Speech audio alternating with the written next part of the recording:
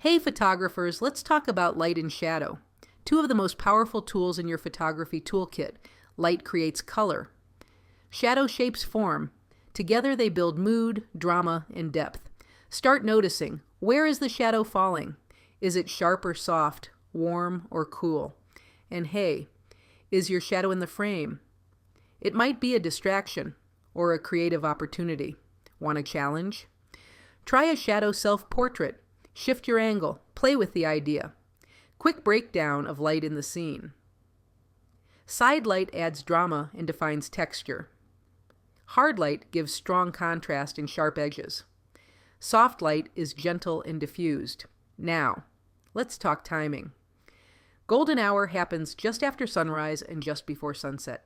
Soft, golden light, long shadows, cool tones in the morning, warmer in the evening. It's a short window. And yes, it's worth setting the alarm.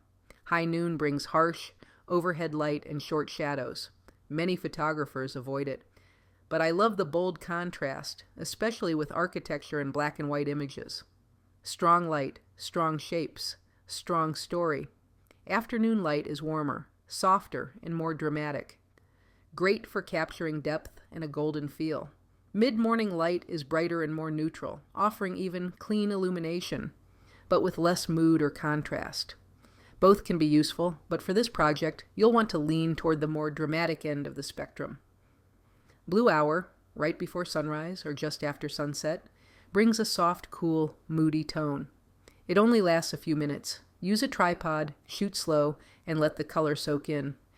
At night, light doesn't disappear. It just changes. Streetlights, headlights, flashlights. They all shape shadows. Use a tripod. Explore long exposures. Light still defines your frame. Color shifts all day, from cool to warm and back again. Use the color to add a feeling or mood to your scene. Using and defining the time of day to make your image can take an ordinary image to extraordinary.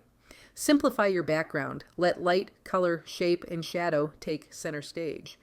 For this project, these elements are your subject. It's the first thing we want to see, notice, embrace within the image.